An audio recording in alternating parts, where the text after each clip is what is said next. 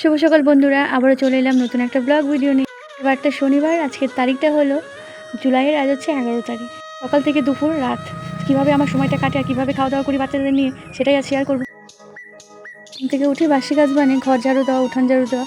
তো আমি প্রথমে ঘরটা ঝাড় দিয়ে নিচ্ছি।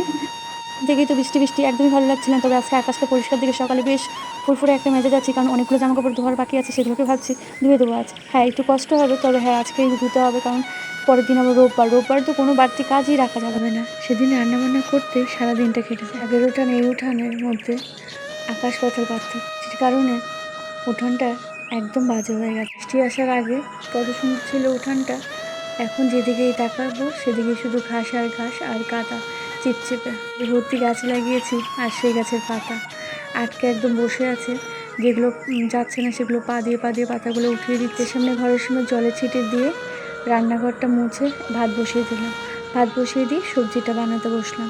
প্রতিদিন উঠেই একটাই চিন্তা ভাবনা, কী দিয়ে কী করব, এটাই মাথায় ঘুরপাক করে। ঝিঙে দিয়ে মাছের ঝোল করব, অনেকগুলো ঝিঙে এনেছে, সেগুলোকে খেতে হবে। এখন কিন্তু বাজে ঘড়ির কাঁটায় 6টা। ঝিঙেটা আমি হালকাভাবে ছুললাম, ছুলে আলুটা ছুলে নিচ্ছি। একটা বড় সাইজের আলু চারফালা করে মাছের ঝোলে দেবো। এই যে হয়ে গেছে বানানো। ফ্রিজ থেকে মাছগুলো বের করে রেখেছিলাম আগেই, কারণ বরফ হয়েছিল, বরফটা গলে যাওয়ার জন্য। আর এই মাছগুলো ভেজে নিচ্ছি। আর একটা আছে লেজাটাকেও এখন আমি ভেজে নিচ্ছি। ভেজে জিরে ফোড়ন দিয়ে পেঁয়াজটাকে লালচে করে যে মশলাটা রেডি করে রেখেছিলাম সেটাকে দিয়ে হলুদ লবণ দিয়ে এই যে ভালো করে কষিয়ে নিয়েছি। তেল ছেড়ে গেছে, এর মধ্যে ভাজার সময় নেই আর। এখন যদি আমি ভাজতে যাই দেরি হয়ে যাবে। আমার আছে মাত্র 10 মিনিট, 10 মিনিটের মধ্যে আমাকে ছেলেকে দিয়ে আসতে হবে। তো এদিকে তাই আমি আলু আর ঝিঙেটা ভাজতে গেলাম না, তোমাদের দাদাভাই উঠে ব্রাশ করে তো চলে যাবে, টাইমের আগে আমাকে রান্নাটা কমপ্লিট করতে হবে। উঠিয়ে দিয়েছি, ছেলে ব্রাশটা হয়ে গেছে, এই যে ব্যাগটা রেডি করলো। আমি এদিকে রাতে যেসব বাসন উপর করে রেখেছি এগুলোকে এক এক করে সব কিছু ঝুড়িতে রাখছি, কিছু রান্না করে রেখে। সকালে কিছু খেতেই চাই না, জোর করে একটু জল বিস্কুট খাওয়ালাম, বাসি মুখে তো যেতেও নেই। এদিকে আমি ঢাকনাটা উঠিয়ে আবার একটু নেড়ে চেড়ে দিলাম, মানে একবার বারান্দা একবার রান্না। সকাল থেকে এমনটাই ছোটাছুটি করতে হয়। ঝিঙে আলুটা একটু নরম হয়ে গেছে, পরিমাণ মতো ঝোল দিয়ে ছেলেকে দিয়ে এসে তারপর বাকি রান্নাটা করবো। এটা বাজতেই চললো।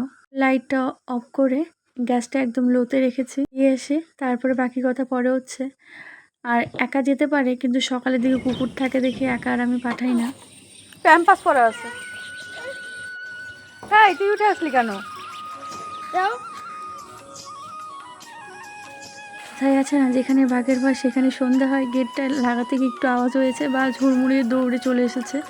আমিও যাব। এক গ্লাস জল দিয়ে প্রথমে সকালে খাওয়াটা শুরু হলো। এক গ্লাস জল দিয়ে ছেলেকে দিয়ে আসার পর গলাটা শুকিয়ে যায়, ভীষণ যেতে হয়। তখন মেয়েটা উঠে গেছে, জলটা খেয়ে নিই। বাবু যেই গেটটা খুলেছে, বাস গেটের আওয়াজে মেয়েটা উঠে পড়েছে। উঠেই তো খালি পেয়ে দৌড়, আমি যাবো। হ্যালো বন্ধুরা, সকলে কেমন আছো? আশা করছি যে যেখান থেকে আমার ব্লগটা দেখছি সকলে ভালো আছে এবং সুস্থ আছে। আমরাও খুব ভালো আছি। আজকের বারটা হলো শনিবার, আজকের তারিখটা হলো জুলাইয়ের, আজ হচ্ছে 11 তারিখ। সকালে আজ রান্না করছি ঝিঙে আলু দিয়ে মাছের তরকারি, আর রাতের চচ্চড়ি বাটা সব আছে, তো বাস হয়ে যাবে। ছেলেকে মাত্র পড়তে দিয়ে আসলাম, ঝোল ফুটে গেছে, মাছটা বললাম।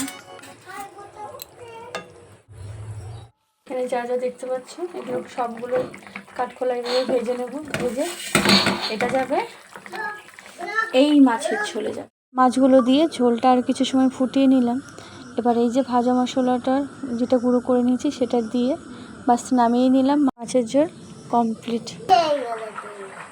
আমি ভুলে গেছি। ও, তুমি বলো নাই? তুমি তো ডনির কথা ভুলেই গেলা। ডনির কাঁথা টাথা কই? ডনির কাঁথা কি করলা তুমি? খেয়ে ফেলছে।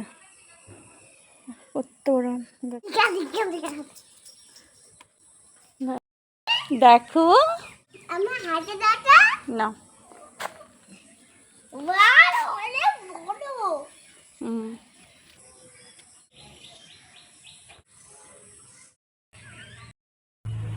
তিনটে আম ছিল, তিনটে আমের মধ্যে যে আমটা সবথেকে বেশি বড় ছিল সেটা ওই বাটিতে খেয়ে নিয়েছে। কালকেও ভালো দেখলাম, আজকে হয়তো। আর এই যে একটা আমগুলো দেখতে এরকম, কিন্তু ভিতরটা দেখালামই তো তোমাদের, দারুণ। বাজে এখন 8টা 8। এখানে দেখো এগুলো সব ধুইতে হবে রে মা। বরের টিফিনটা পেরিয়ে নিলাম, এবার ব্যাগে ঢুকিয়ে দিই। সোয়া বীজটাকে আমি গরম জলে, কিন্তু উষুম উষুম গরম জলে লেবু কয়েক ফোঁটা দিয়ে দিলাম, দিয়ে বাস আর কি ঢকঢক ঢকঢক করে খেয়ে নিচ্ছি। তো এইদিকে মেয়েকে ডিম সিদ্ধ করে দিয়েছে, আসলে সবার জন্যই করেছে। আজ একবারে বেড কভারটা উঠালাম, তো বালিশ কভার আজকে চেঞ্জ করব না, বালিশ কভার অন্য দিন চেঞ্জ করবো, কারণ আগেরগুলোই ধোয়া হয়নি এখনও। ওটা আসে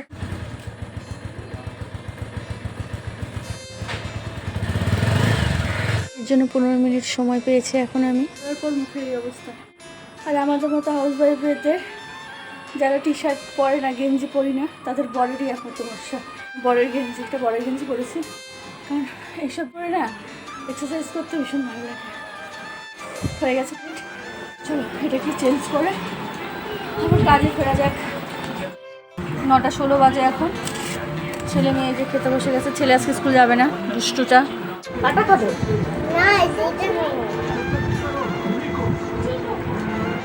এক্সারসাইজের পর বাচ্চাদের খাইয়ে তারপর আমি এখন খেতে বসে গেছি।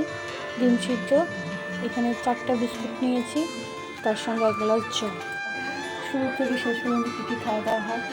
প্রতিদিনের যেমন রান্নাবান্নাও আলাদা হয়, তেমন প্রতিদিনের জল খাবারও কিন্তু আলাদা। স্নান পুজো দুটোই হয়ে গেছে, এবার খেতে বসেছি।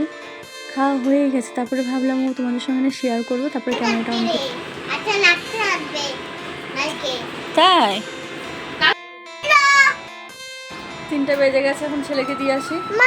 দিয়ে এসে এদিকে রান্না বসিয়ে দিয়েছিলাম, আর মেয়ে কি কান্না, সে কি কান্না। ওই বাড়িতে আরেকটা পাপ্পি আছে, তো সেটাকে নিয়ে আসবে, তাই এদিকে আমি ডালটা বসিয়ে দিয়ে ডালটা সিদ্ধ করে গেলাম, এসে কাজ করব।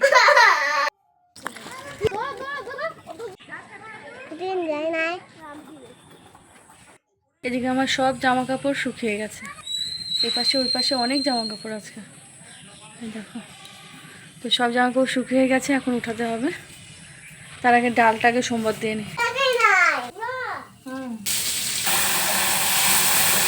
চাল ভিজিয়ে রেখেছি, চালটা বেশ সুন্দর হয়ে আছে। এইভাবে ভিজিয়ে রাখলে কিন্তু বেশি সময় লাগে না, তাড়াতাড়ি হয়ে যায়। এইভাবে সারাদিন ছোটাছুটি করে কাজবাজ করতে হয়। ডালটাকে নামিয়ে ওই কড়াইটা ভালো করে ধুয়ে আলু ভাজা বসিয়ে দিলাম, আর এপাশে ভাত বসিয়ে